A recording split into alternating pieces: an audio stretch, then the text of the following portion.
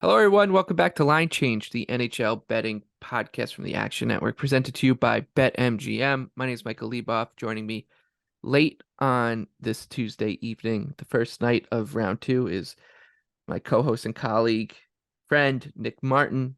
Nick, will take a look at Wednesday's game ones between New Jersey, Carolina, Edmonton, and Vegas, and then ahead to Thursday's game twos between Florida and Toronto, Seattle and Dallas. Full disclosure, we are recording this late in the Stars and Kraken game. Joe Pavelski is on pace for 11 goals in this game, apparently. But I think we've seen enough to have a pretty good idea of where the value lies. I know that what happens in this game won't kind of deter me from what I'm thinking for that game two in Dallas in a couple of nights. But let's start with Wednesday night, and let's start with the New Jersey Devils. When we last recorded, we talked about the Devils and Rangers in game seven. We talked about how before the game, you could make such a good argument for both sides, but it really seemed like everybody was leaning towards what you were thinking with the Rangers, the goaltending, the experience, etc., uh, being the difference. And now, if you look back, hindsight, I'm almost like, Jesus Christ, that Devils game, if that Devils performance, like it's hard to even see past it and have given the Rangers a chance. And I know that's recency bias and being a prisoner of what happened, but it was an impressive game, and a reason I bring that up is I think it's going to end up putting a little bit of betting value on Carolina here in a game to game basis. The Devils right now are plus 100 on the road in Carolina. Hurricanes minus 120, over unders 5.5. I'll flip it to you right away because I have some thoughts here on why I think the Canes might be the right side for this curtain raiser on Wednesday night. Yeah, I was really mad at myself because I feel like I got sucked into a bunch of crap that I'd never rate in that game seven, and I've loved the Devils all year. So it was one of those ones. Once I got in that It's game and I hard to say watched the that though. I sheer mean, you pummeling. you you look at that goaltending matchup in a game seven. That's the thing, but it didn't. They got Yeah, but dominated. did you Like see that that? Did was anyone see that out of coming? all of round one. Like I don't think you could name No, that was the four games where one team that clearly I pummeled them. I would Like I know, and I I would kept agree with waiting for a that. bit of a pushback or like the It didn't come. opportunistic goal didn't come. There was And at no and you know what point was that nuts was about it just was firm. it was evident from the first shift. Like 100%. the puck Like, dropped, and it just looked like the Rangers were like, "Holy shit, this is and then gonna they got be a couple bad." power plays, and I was They like, got okay, three. this is the time. This is when the Rangers find a way. They're going to steal it with this power play. No, they never had Yeah, anything going whatsoever. And yeah, I like the Devils in this series. I just feel like what they're playing right now, they have that speed, that forecheck, and the attention to detail coming back up the ice that Carolina has. And I think they're just doing it now with a lot of names that are more legitimate scoring talent. And like with respect to Carolina, that's due to the injuries. But I just think it seems to me like there's more moving in the right direction if the Devils are going to get goaltending than than what Carolina has to offer. And on top of that, like um I don't think that the Isles tested Carolina's net mining situation as anywhere near the level that New Jersey will. And I think that could prove to be a concern. So I actually am going to be targeting the Devils in this. I was hoping, like you said, the one flaw in that is the market is respecting the Devils a lot, but I still think plus 104, plus 100 in this first game is a pretty good number. So yeah. We'll I see where like it them. goes.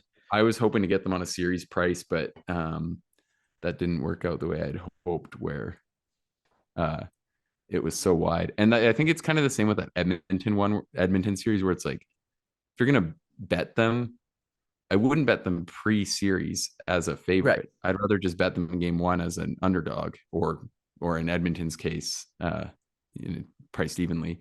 But yeah, like I don't see why you'd bet them at minus 150 before the series if you're not interested in them in game one at a like much better price. So same kind of case there.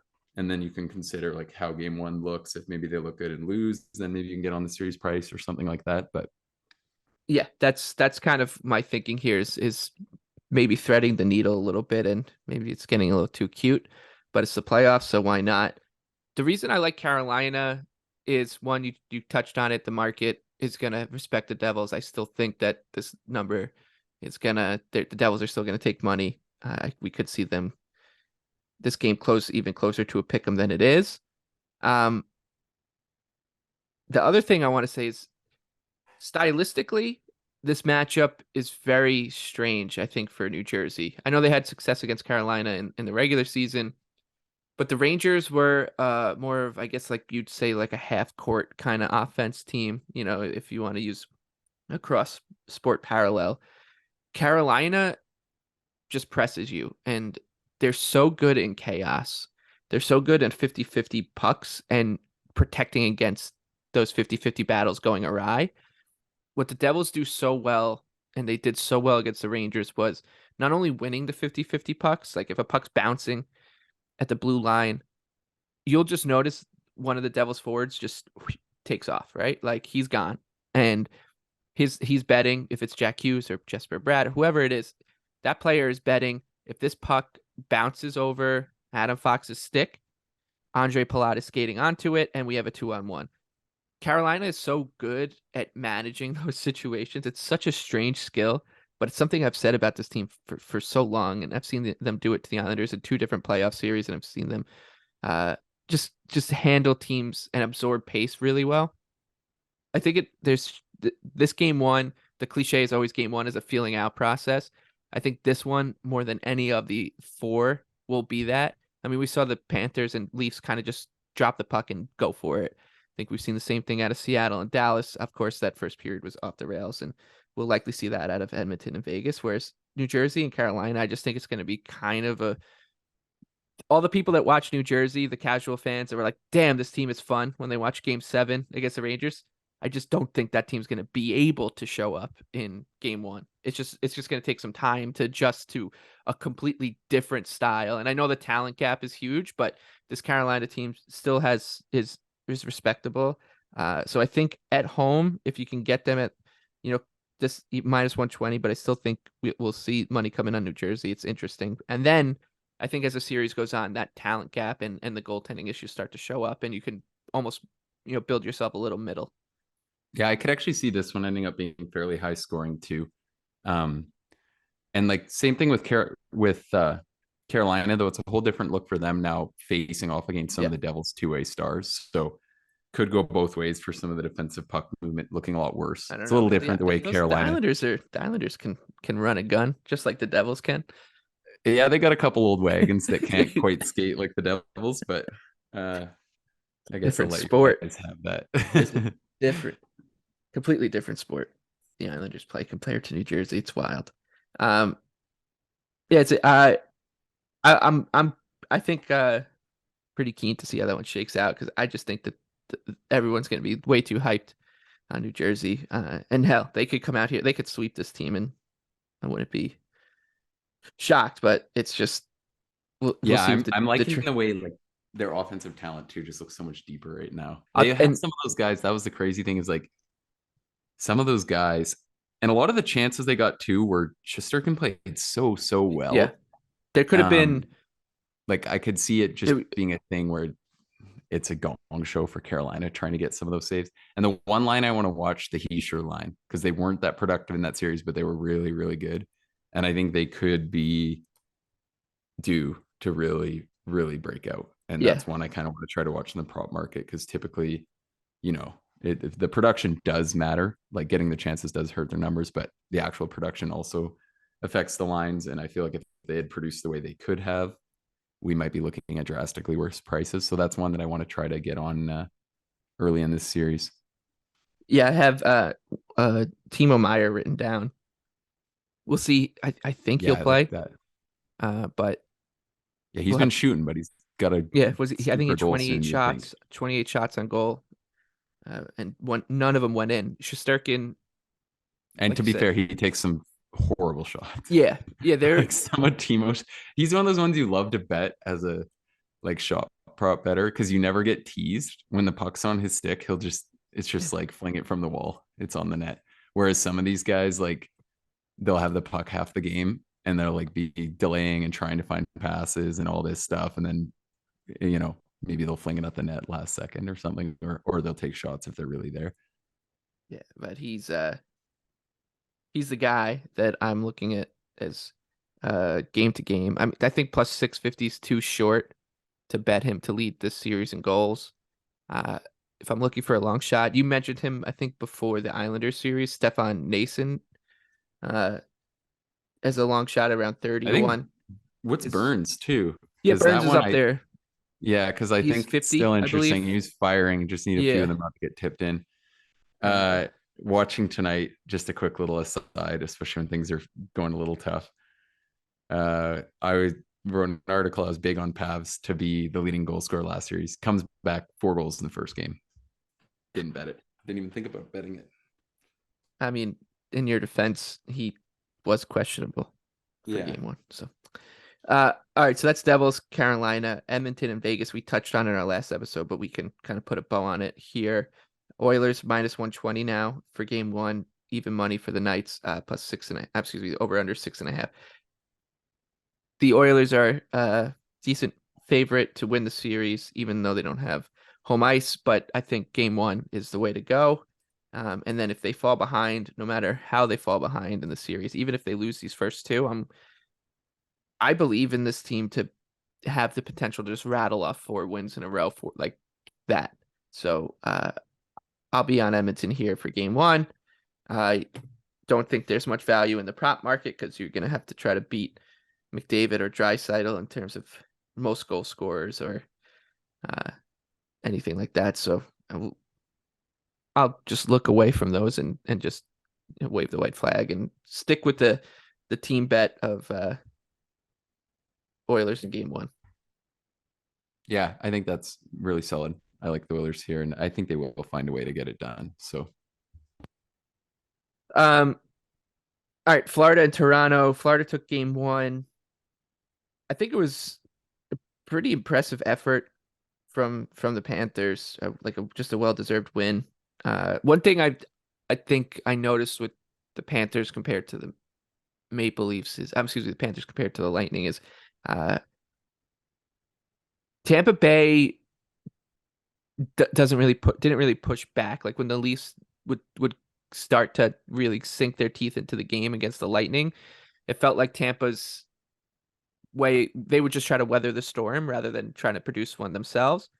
Florida is doing the opposite. They're gonna try to go toe to toe here, and um, it worked tonight. Sergei Bobrovsky was really good. I know you were on the over. That game probably goes over 8 out of 10 times with the way it played out, I think that's pretty and harsh. that's I think that goes over yeah, 95% of the time. I'm very fair when I make a bad bet. That wasn't a bad bet. That was an absurd beat. Like, not just the fact that the ending got a little, like the 4-2 held for so long through an empty net and all those Leafs chances. Early on that first period, I was like, how in God's name is this 1-0? yeah. It could have been 3-3.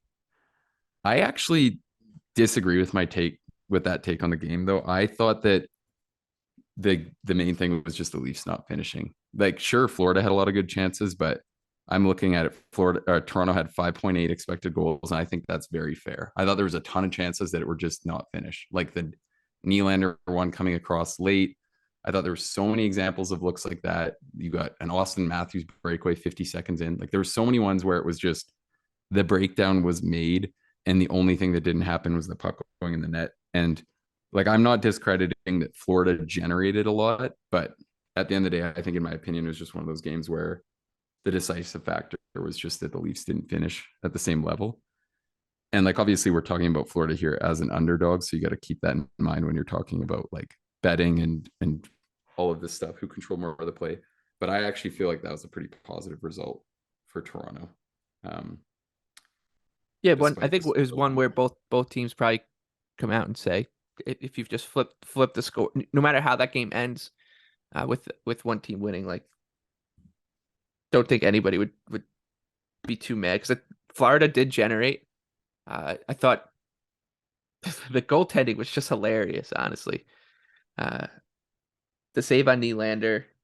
I know they were already up 4-2 real late in that one, but that that was There are some crazy sequences. Like I thought there was a lot. I honestly feel pretty good about where Toronto's game was at. If they can just clean it up a little bit, I feel like they're really going to get to some of these Panthers D-men. So we'll see. I like them in the over in game two. I think that that's a solid play. Something like a 5-3 Leafs win.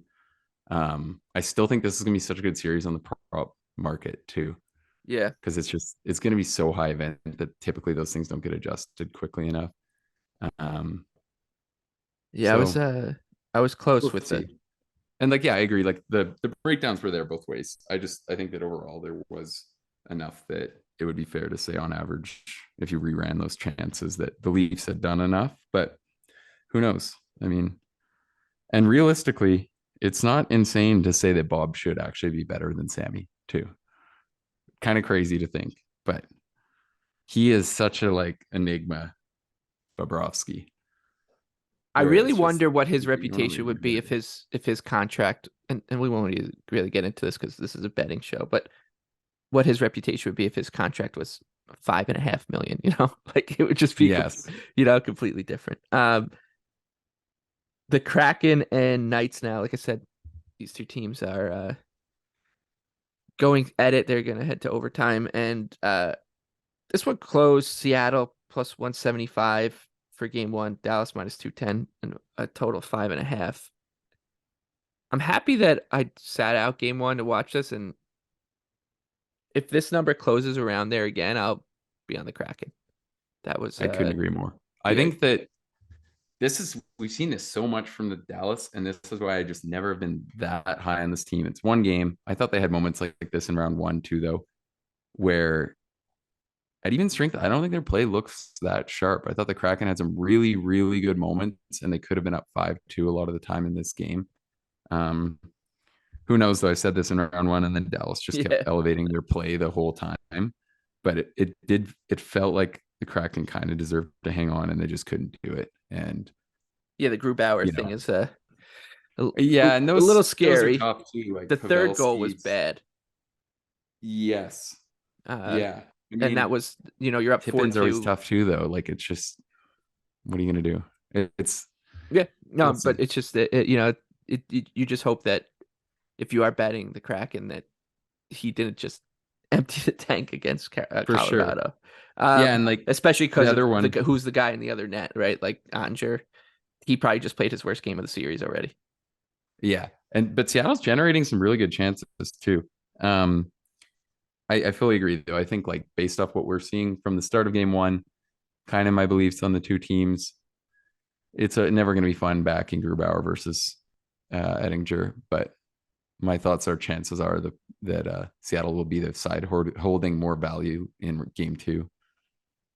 Yeah, and I actually think that should Dallas win this game one, the Kraken are still live. Like this is sort of like the Panthers in game one, and sort of like Seattle in game two. I just don't in round one too, I should say. Like I just don't see these teams getting completely outclassed. Uh, like they'll just hang around. So I yeah, I'm starting to really come around on Seattle here in the series, which I didn't think I was gonna do. And I know it's just one game, but we're only gonna have it the max 7 to judge off of. So Yeah, and like to be fair, that's not like you're reaching to judge this one game. They played pretty yeah, they played damn well good against versus Colorado. Yep, Colorado. they Like had a great season, but maybe, yeah, and that's the thing. Back half of the season, the Kraken were unreal. I mean, really, they just had that little lull in the middle, and otherwise they had pretty damn good team play throughout and really respectable. Like looked good, pretty solid analytics. I think the only thing was that you were worried about the goaltending, and that's still a fair concern. But yeah, I think it's easy to make the case for the Kraken as an underdog right now. all right, that does it for this episode of Line Change. We will be back together Thursday night. The schedules get weird. I think the Leafs and Panthers are getting like a couple extra days off because of whatever, and but we'll be back on Thursday night to preview as much as we can Friday and into the weekend. and set you up with all your bets then. But until then, I'm Michael Leboff. He's Nick Martin. We will see you in a couple days.